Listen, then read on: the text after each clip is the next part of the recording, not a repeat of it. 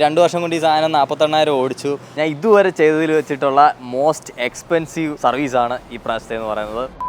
ഇവിടെ ബില്ലാണ് എനിക്ക് അടിച്ചു തന്നിരിക്കുന്നത്. മാറിയതിൻ്റെ എല്ലാം പാർട്ടും അതുപോലെ തന്നെ അതിൻ്റെ ലേബർ ചാർജസും ബില്ലിൽ നമുക്ക് കിട്ടുന്നുണ്ട്. സോ ടോട്ടൽ ബില്ലിൻ്റെ എമൗണ്ട് വന്നിരിക്കുന്നത് hey guys and welcome back to വണ്ടി മലയാളം. സോ ഇന്ന് നമ്മൾ വന്നിരിക്കുന്നത് നമ്മുടെ കോട്ടയം TVSലേക്കാണ്. മറ്റൊന്നിനുമല്ല, നമ്മുടെ റോണിൻ്റെ 9th പെയ്ഡ് സർവീസ് ചെയ്യാനും വേണ്ടിയിട്ടാണ്. അതേ ഗായ്സ്, നമ്മുടെ റോണിനിപ്പോൾ ഏകദേശം 48,000 കിലോമീറ്ററോളം കവർ ചെയ്തിരിക്കുകയാണ്. സോ ഇതിൻ്റെ 9ാമത്തെ സർവീസിനുള്ള സമയമാണ്. അപ്പോൾ ഒരുപാട് കാര്യങ്ങൾ എനിക്ക് വണ്ടിയിൽ ചെയ്യാനായിട്ടുണ്ട്. കുറേ കാലമായിട്ട് ഞാൻ കുറച്ച് ലോങ് ട്രിപ്പൊക്കെ പോയിട്ട് വന്നിട്ട് ഇങ്ങനെ നല്ല ഡേർട്ടി ആയിട്ടിരിക്കുകയാണ് വണ്ടി. ഇതാണ് ഇപ്പോഴത്തെ അവസ്ഥ. ഫ്രണ്ട് ടയർ നിങ്ങൾക്ക് നോക്കിയാൽ മനസ്സിലാവും, കണ്ടോ, ഓൾമോസ്റ്റ് തീർന്നിരിക്കുകയാണ്. നമ്മുടെ റേസിൻ്റെ ടൂറാറാണ് ഫ്രണ്ടിലും ബാക്കിലും എടുത്തത്. സോ ഫ്രണ്ട് ഓൾമോസ്റ്റ് തീർന്നു നല്ല തീർന്ന് മൊട്ടയായി. ബാക്ക് എനിക്ക് അത്യാവശ്യം കുറച്ചും കൂടി ഇപ്പം ലൈഫ് കിടപ്പുണ്ടതാണ്, കണ്ടില്ലേ, ഇത്രയേ ഉള്ളൂ തെഞ്ഞിട്ടുള്ളൂ ബാക്ക്. സോ ബാക്ക് ടയർ മാറേണ്ട, ഫ്രണ്ട് ടയർ മാറേണ്ടതായിട്ടുണ്ട്. അതുപോലെ തന്നെ എനിക്ക് വണ്ടിയിൽ കുറച്ച് മെക്കാനിക്കൽ അപ്ഡേറ്റ്സ് ചെയ്യാനായിട്ടുണ്ട്. പ്രത്യേകിച്ച് ചെയിൻ സ്പ്രോക്കറ്റും തീർന്നിട്ടുണ്ട്. ലാസ്റ്റ് ഞാൻ മാറിയിട്ട് എനിക്ക് ഏകദേശം ഒരു 22,000 കിലോമീറ്ററോളം ആയിട്ടുണ്ട്. അപ്പോൾ പിന്നെ ലൂസ് ടൈറ്റ് ആയി. ഇപ്പം ചെയിൻ സ്പ്രോക്കറ്റ് എനിക്ക് ഈ ഒരു സർവീസിൽ മാറിയേ പറ്റുള്ളൂ. അതേപോലെ തന്നെ ബ്രേക്ക് ഫ്ലൂയിഡ്സ് ചേഞ്ച് ചെയ്യാൻ സമയമായി. ഏകദേശം 22,000 കിലോമീറ്ററോളമായി ലാസ്റ്റ് നമ്മൾ ചേഞ്ച് ചെയ്യട്ടെ. So front and back brake fluid നമ്മൾ ചേഞ്ച് ചെയ്യും. അതുപോലെ തന്നെ കോൺസെറ്റ് എനിക്ക് ചെറിയൊരു അടിപ്പ് ഫീൽ ചെയ്യുന്നുണ്ട്. അപ്പോൾ കോൺസെറ്റ് എനിക്കൊന്ന് ടൈറ്റ് ചെയ്യിപ്പിക്കണം.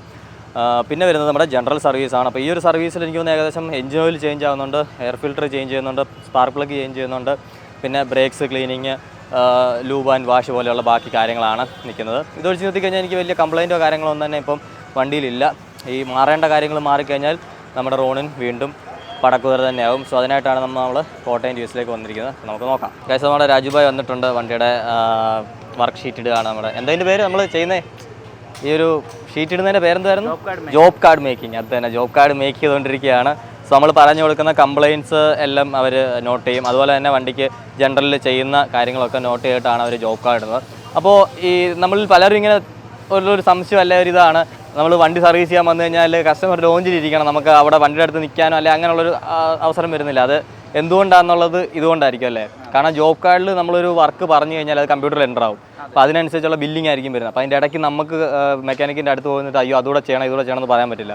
അതുകൊണ്ട് നിങ്ങൾ വണ്ടി കൊണ്ടുവരുമ്പോൾ ആദ്യം തന്നെ നിങ്ങൾക്ക് എന്തൊക്കെ കംപ്ലയിൻ്റ് ഉണ്ടോ അത് ഇതുപോലെ അഡ്വൈസർ വരും. അഡ്വൈസറുടെ അടുത്ത് ക്ലിയർ ആയിട്ട് പറഞ്ഞു കൊടുക്കുക. അത് അവർ ജോബ് കാർഡിൽ എൻ്റർ ചെയ്യും. അതിനനുസരിച്ചായിരിക്കും നിങ്ങളുടെ ബില്ലിങ് കാര്യങ്ങളെല്ലാം വരുന്നത്. കാരണം ഓരോ വർക്കിനും ഓരോ ബിൽ നമ്പർ ഉണ്ടല്ലേ, വർക്കിനും പാർട്ടിനും എല്ലാം നമ്പറുണ്ട് സിസ്റ്റത്തിൽ തന്നെ, ലേബർ കോഡുണ്ട്. അപ്പോൾ ആ കോഡ് അനുസരിച്ചാണ് ബില്ല് വരുന്നത്. അതിലല്ലാണ്ട് ഇവർക്ക് കൂട്ടാനോ കുറയ്ക്കാനോ ഒന്നുമുള്ള അധികാരമില്ല. കമ്പനി ഓരോ വർക്കിനും മെക്കാനിക്ക് ചെയ്യുന്നതിനുള്ള റേറ്റ് ഫിക്സ് ചെയ്തിട്ടുണ്ട്. കോൺസെപ്റ്റ് ഉണ്ട് ബ്രോ, കോൺസെപ്റ്റിന് ഒരു അടിപ്പുണ്ട്. പിന്നെ ചൈന സ്പ്രോക്കറ്റ് തീർന്ന് ഭയങ്കര സൗണ്ടും ബഹളമായിട്ടിരിക്കുകയാണ്.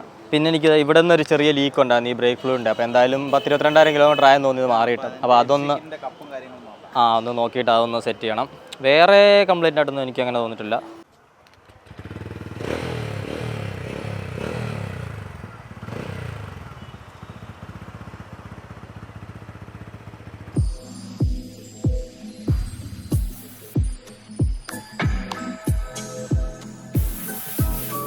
ഗൈസ്, അപ്പോൾ വാഷിങ്ങും പോളിഷിങ്ങും ഒക്കെ കഴിഞ്ഞിട്ട് നമ്മുടെ വണ്ടി ഇതാ റാമ്പയിലോട്ട് കയറ്റിയിട്ടുണ്ട്.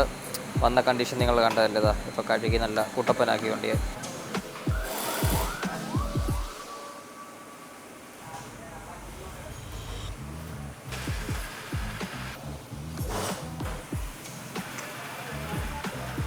ബുഷും സ്പ്രോക്കറ്റും ബെയറിങ്ങും എല്ലാം കൂടെയാണ് നമ്മൾ മാറുന്നത്. എന്നാലേ ആ ഒരു കംപ്ലീറ്റ് ആവുള്ളൂ. അല്ലെന്നുണ്ടെങ്കിൽ സംഭവിക്കുന്ന നമ്മൾ പുതിയ ചൈന സ്പ്രോക്കറ്റ് ഇട്ട് കഴിയുമ്പോഴത്തേക്ക് ആ തേഞ്ഞ ബുഷിൻ്റെയും ആ സ്പ്രോക്കറ്റിൻ്റെയും കൂടെ പ്ലേ അവിടെ കാണും. അപ്പോൾ അതൊരു നല്ലൊരു കാര്യമല്ല. മാറുമ്പോൾ നമ്മളിത് മൊത്തത്തിലാണ് എപ്പോഴും മാറേണ്ടത്. എന്നാലേ നമുക്ക് ആ ഒരു നല്ല പെർഫോമൻസ് കിട്ടുള്ളൂ. ഇത് പുതിയ കുപ്പിയൊക്കെ ആക്കിയോ, കുറച്ച് പടമൊക്കെ കയറ്റിട്ടുണ്ടല്ലോ. 300 നമ്മൾ ഒഴിക്കുന്നത്, 100 കൂടെ വേണം ഇനി. വില മാറിയോ? ₹900 അല്ലേ? ഇതാണ് RR310 RTR 310 ഒക്കെ എഞ്ചിൻ ഓയിൽ വരുന്നത്. 1.7 ലിറ്റർ അല്ലേ? ഇത് ഒരു ബോട്ടിൽ മതി, ഒരു ബോട്ടിൽ കറക്റ്റ്. 15W50 ആണ് നമ്മുടെ വരുന്നത്, 10W30. കഴിച്ച് ഒരു ഫ്രണ്ട് ടയർ നോക്കുകയാണെന്നുണ്ടെങ്കിൽ റേസിൻ്റെ ടൂർ R ആണ് നമ്മൾ യൂസ് ചെയ്തുകൊണ്ടിരുന്നത്. അതിന് മുമ്പ് വരെ ഞാൻ യൂസ് ചെയ്യുന്നത് TVSൻ്റെ തന്നെ എക്സ്പ്ലോറർ എന്ന് പറഞ്ഞ ടയറാണ്. അപ്പോൾ ഞാൻ ചേഞ്ചിന് വേണ്ടിയിട്ടാണ് ഫ്രണ്ടും ബാക്കും ടൂർ R ഇട്ടത്. അപ്പോൾ ഇത് ഞാൻ ലാസ്റ്റ് മാറിയത് 32,000 സംതിങ് കിലോമീറ്ററിലാണ്. അപ്പോൾ ഇപ്പോൾ 48,000 ആവുന്നു. ഏകദേശം 15,000 കിലോമീറ്ററാണ് എനിക്കൊരു ഫ്രണ്ട് ടയറിന് ലൈഫ് കിട്ടിയിട്ടുള്ളത്. അപ്പോൾ അത് നമ്മൾ നോർമലി നോക്കുമ്പോൾ ഭയങ്കര കുറവായിട്ട് തോന്നാം. പക്ഷേ എൻ്റെ ഒരു റൈഡിങ് സ്റ്റൈൽ അനുസരിച്ചിട്ട് എനിക്കത് ഓക്കെയാണ്. കാരണം ഈ ടയറിന് വലിയ ഒരു പ്രൈസ് ആവുന്നില്ലായിരുന്നു, ഒരു 2000 സംതിങ് ആയിരുന്നു വന്നിരുന്നത്. അതുപോലെ തന്നെ ഞാൻ ഒരുപാട് ഹെവി ആയിട്ട് ഫ്രണ്ട് ബ്രേക്ക് യൂസ് ചെയ്യുന്ന ഒരാളാണ്. ഞാൻ നല്ലപോലെ ഫ്രണ്ട് ബ്രേക്ക് മാത്രമാണ് യൂസ് ചെയ്യാറ്. അപ്പോൾ അതുകൊണ്ടാവാം ഇത്രയും പെട്ടെന്ന് ഇത് തേയാനും കാരണമായിട്ട്. ഞാൻ അത്യാവശ്യം നല്ല നോർമൽ സ്പീഡ്സിൽ വന്നിട്ട് ഞാൻ ലൈറ്റ് ബ്രേക്ക് ചെയ്യുന്ന ആളാണ്. അതുപോലെ തന്നെ ഹെവി ആയിട്ട് ഫ്രണ്ട് ബ്രേക്ക് യൂസ് ചെയ്യും. അപ്പം ഒബ്വിയസ്ലി അവിടെ ടയർ വെയർ കൂടുതലായിരിക്കും. അങ്ങനെ ചെയ്യാത്ത ആളാണ് നിങ്ങളെന്നുണ്ടെങ്കിൽ നിങ്ങൾക്ക് കുറച്ചും കൂടെ ബെറ്റർ ലൈഫ് ഇതിൽ നിന്ന് കിട്ടുക. എങ്ങനെ ആയാലും സുഖമായിട്ട് ഒരു 20,000 കിലോമീറ്ററിന് മുകളിൽ ഈ ടയർ ഓടും. പക്ഷേ എൻ്റെ യൂസ് വെച്ചിട്ട് എനിക്ക് നല്ല ഗ്രിപ്പ് ഉണ്ടായിരുന്നു. എനിക്ക് ഒരിടത്തും ടയർ ഗ്രിപ്പില്ല എന്നുള്ളൊരു കോൺഫിഡൻസ് ലോസേ ഇല്ലായിരുന്നു. അതുകൊണ്ട് തന്നെ എനിക്ക് കംപ്ലയിൻ്റ് ഇല്ല. ഇത്രയും 15 കിട്ടിയതിന് എനിക്ക് ഓക്കെയാണ്. അപ്പോൾ ആരെങ്കിലും റേസ് നോക്കുന്നുണ്ടെങ്കിൽ നല്ലൊരു ഓപ്ഷനാണ് അപ്ഗ്രേഡ് ചെയ്യാനും വേണ്ടി. അപ്ഗ്രേഡ് എന്ന് ഞാൻ പറയില്ല, പക്ഷേ ഒരു ചേഞ്ച്, സ്റ്റോക്ക് ടയറിൽ ഒരു ചേഞ്ച് വേണമെന്നുണ്ടെങ്കിൽ നല്ലൊരു ഓപ്ഷനാണ്. ഇതാണ് നമ്മുടെ റോണിൻ്റെ സ്റ്റോക്ക് ടയർ വരുന്നത്. ഇതാ അല്ലേ, TVSൻ്റെ എക്സ്പ്ലോർ എന്ന് പറയുന്നൊരു ടയറാണിത്.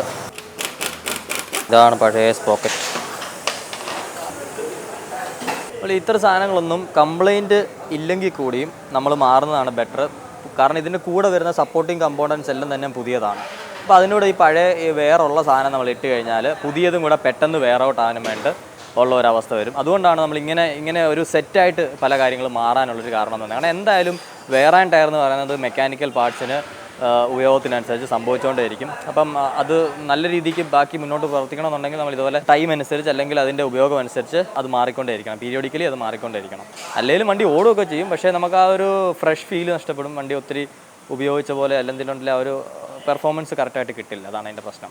അതുപോലെ ഇവിടെ ഞാൻ ഒരു എൻജിൻ ഫ്ലഷ് എടുത്തിട്ടുണ്ട്.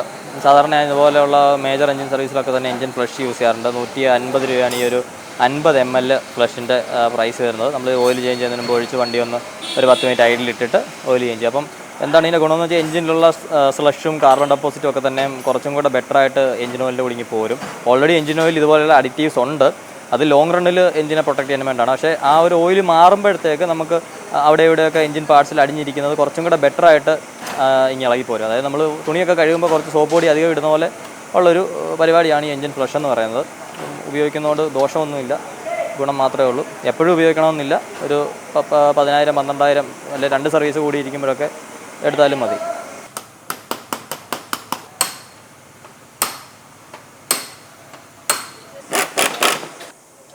ഇപ്പോൾ ചെയിൻ സ്വിങ്ങാമായിട്ട് വന്നാൽ ഉരയാതിരിക്കാൻ പറ്റേക്കുന്ന റബ്ബർ പാഡിങ്സ് ആണ് ആ സാധനം. അതും മാറിക്കൊടുക്കുക. അപ്പോൾ ചെയിൻ്റെ നോയ്സും അതുപോലെ ഇതിൽ ഉരഞ്ഞിട്ടുണ്ടാകുന്ന ഡാമേജസൊക്കെ തന്നെ അങ്ങ് പോളും. ഇത് പ്രീ ഗ്രീസ്ഡ് ആയിട്ടാണ് വരുന്നത് കമ്പനിയിൽ നിന്ന്. അതുകൊണ്ട് നമ്മൾ വെച്ചിട്ട് വെറുതെ ലൂബ് അടിക്കാനൊന്നും പോകണ്ട. ഒരു 1000 കിലോമീറ്ററൊക്കെ ഇതിൽ തന്നെ ഓടിക്കോളും. അത് കഴിഞ്ഞിട്ട് നന്നായിട്ട് ക്ലീൻ ചെയ്തിട്ട് ലൂബ് അടിക്കണം.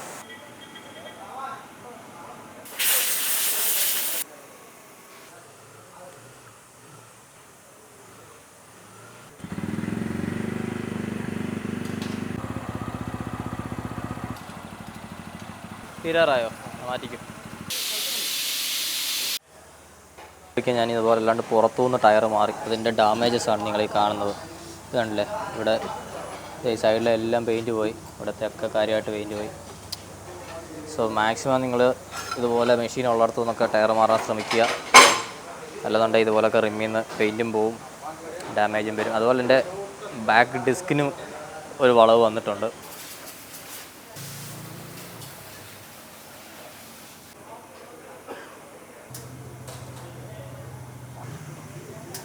അത് നമ്മൾ ടോർക്ക് റേഞ്ചിൽ ആ ടോർക്ക് സെറ്റ് ചെയ്ത് കൊടുക്കണം. അപ്പോൾ 100 Nm ആണ് ഇതിൻ്റെ ഫ്രണ്ട് ആക്സിൽ ബോൾട്ടിൻ്റെ ഇത് വരുന്നത്. എന്താ അതിന് പറയുന്നത്, ടൈറ്റ്നെസ്. ആദ്യം ടോർക്ക് റേഞ്ചിൽ നമ്മൾ സെറ്റ് ചെയ്ത് കൊടുക്കും. എന്നിട്ട് മുറുക്കും. അത് ടക്ക് ടക്ക് സൗണ്ട് കേട്ടില്ലേ, അതാണ് ടൈറ്റായി എന്നുള്ളതിൻ്റെ ഇത്. ഡിസ്ക് കൂടെ നമ്മളൊന്ന് ജസ്റ്റ് സാൻഡ് പേപ്പർ ഇട്ടൊന്ന് ഗ്രൈൻഡ് ചെയ്ത് കൊടുക്കുകയാണ്. അത് പുതിയ ഒരു ബ്രേക്ക് പാഡ് ആയതുകൊണ്ട് ഡിസ്കിൻ്റെ സർഫസും കൂടെ നമ്മളൊന്ന് ക്ലീൻ ചെയ്ത് ജസ്റ്റ് ഒന്ന് ഗ്രൈൻഡ് ചെയ്ത് കൊടുക്കും. എന്നിട്ട് നമുക്ക് ചെറുതായിട്ടൊന്ന് ബ്രേക്കിങ് ചെയ്യേണ്ട ആവശ്യമുണ്ട് പുതിയ ഒരു പാഡ്സ്. അപ്പം ഇങ്ങനെ പാഡ് മാറ്റി കഴിയുമ്പം ഇനീഷ്യലി നമ്മൾ പയ്യെ സോഫ്റ്റായിട്ട് ഒരിക്കലും ബ്രേക്ക് ചെയ്യാൻ പാടില്ല. ആദ്യത്തെ കുറച്ച് ബ്രേക്കിംഗ് എന്ന് പറഞ്ഞാൽ വെച്ച് ഹാർഡായിട്ട് തന്നെ നിങ്ങൾ ബ്രേക്ക് ചെയ്യുക. എന്നാൽ മാത്രമേ ഇതും ആ ഒരു ഡിസ്കുമായിട്ടൊന്ന് ബിഡിനാവത്തുള്ളൂ. ഇല്ലെങ്കിൽ സംഭവിക്കുന്നതെന്ന് പറഞ്ഞു കഴിഞ്ഞാൽ ഇപ്പോൾ ഇതിൻ്റെ സർഫസ് എന്ന് പറഞ്ഞത് ഇച്ചിരി റഫായിട്ടുള്ള സർഫസാണ്. അപ്പോൾ നമ്മൾ ആദ്യമേ സോഫ്റ്റായിട്ട് ബ്രേക്ക് പിടിച്ച് കഴിഞ്ഞാൽ ഇത് തമ്മിൽ ഉരഞ്ഞിട്ട് ഹീറ്റായിട്ട് അതിൻ്റെ ആ മേളത്തെ ലെയർ അങ്ങ് സ്മൂത്തായിപ്പോൾ. അപ്പോൾ അങ്ങനെ സ്മൂത്ത് ആയി കഴിഞ്ഞാൽ പിന്നെ നിങ്ങൾക്ക് നല്ല ബ്രേക്കിംഗ് കിട്ടില്ല. അതിന് പകരം ആദ്യമേ ബ്രേക്ക് പിടിക്കുമ്പോഴത്തേക്ക് കുറച്ച് ഹാർഡായിട്ട് തന്നെ പിടിക്കുക, നന്നായിട്ട് സ്ക്വീസ് ചെയ്ത് തന്നെ പിടിക്കുക. അധികം സോഫ്റ്റ് പോയി പിടിക്കാതിരിക്കുക. എന്നിട്ട് നിങ്ങൾക്ക് നോർമൽ രീതിയിൽ യൂസ് ചെയ്യാം. നമ്മളത് ഓയിൽ പഴയ ഓയിൽ ഡ്രെയിൻ ചെയ്തു. അപ്പോൾ ഇതിൻ്റെ ആ ഡ്രെയിൻ ബോൾട്ടാണ് നമ്മുടെ ഈ കാണുന്നത്. അപ്പോൾ ഈ ബോൾട്ടിനകത്ത് ഇതാകണ്ടല്ലോ ഇവിടെ ഒരു ചെറിയ മാഗ്നറ്റ് ഉണ്ട്. ഈ മാഗ്നറ്റ് എന്ന് ചോദിച്ചു കഴിഞ്ഞാൽ ഈ എഞ്ചിനകത്ത് വരുന്ന ചെറിയ മെറ്റൽ പാർട്ടിക്കിൾസ് കാണും. അപ്പോൾ ആ പാർട്ടിക്കിൾസ് ഓയിലിനകത്ത് കലർന്നിട്ട് പിന്നെയും സർക്കുലേറ്റ് ചെയ്യാതിരിക്കാൻ വേണ്ടി ഓയിൽ താഴെ ഇങ്ങനെ നമ്മുടെ ആ ഒരു റിസർവറിൽ കളക്ട് ആകുമ്പോഴത്തേക്ക് ഈ ഒരു ബോൾട്ടിൽ വന്നിട്ട് പറ്റി പിടിച്ചിരിക്കും ചെറിയ ചെറിയ പാർട്ടിക്കിൾസ്. പിന്നെ നമ്മുടെ സ്റ്റെയിനറുണ്ട്. അപ്പോൾ സ്റ്റെയിനറിനകത്ത് നിൽക്കാത്തത്ര കുഞ്ഞു പാർട്ടിക്കിളാണ് ഇതിനകത്ത് പിടിക്കുന്നത്. ഇതിനേക്കാളും വലിയ പാർട്ടിക്കിൾസൊക്കെ തന്നെ സ്റ്റെയിനറിനകത്ത് കിടക്കത്തേ ഉള്ളൂ. ഇതാണ് പുതിയ ഡ്രെയിൻ ബോൾട്ട്. അപ്പോൾ ഇതിൽ ഈ കാണുന്നതെന്ന് പറഞ്ഞാൽ ഒരു മാഗ്നറ്റാണ്. ഈ മാഗ്നറ്റിൽ എന്തെങ്കിലും എഞ്ചിനിൽ മെറ്റൽ പാർട്ടിക്കിൾസ് ഉണ്ടെങ്കിൽ അത് വന്നിട്ട് കളക്ട് ആവും. നമ്മുടെ ഡ്രെയിൻ ബോൾട്ടിൽ ഇത് ഒടിഞ്ഞു പോയിരുന്നു. ഇപ്പോൾ ഊരിയപ്പോഴാണ് കണ്ടില്ലേ നമ്മുടെ ഡ്രെയിൻ ബോൾട്ടിൽ അത് ഒടിഞ്ഞിട്ട് ഇത്രയേ ഉണ്ടായിരുന്നുള്ളൂ. അപ്പോൾ ഡ്രെയിൻ ബോൾട്ട് നമ്മളിപ്പോൾ മാറുക.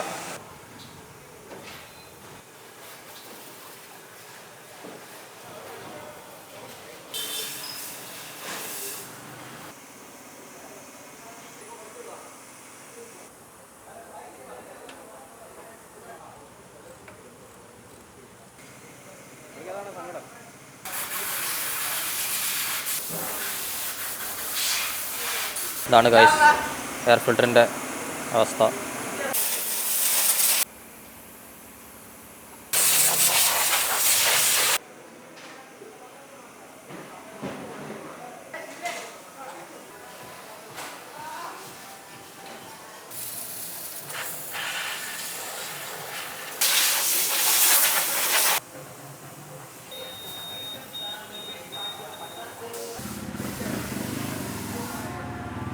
ഗൈസ് അങ്ങനെ ഫൈനലി പരിപാടിയൊക്കെ കഴിഞ്ഞ് നമുക്ക് വണ്ടി തിരിച്ച് കിട്ടിയിരിക്കുകയാണ്. കൂടാതെ ബില്ലും കൂടെ കിട്ടിയിട്ടുണ്ട്.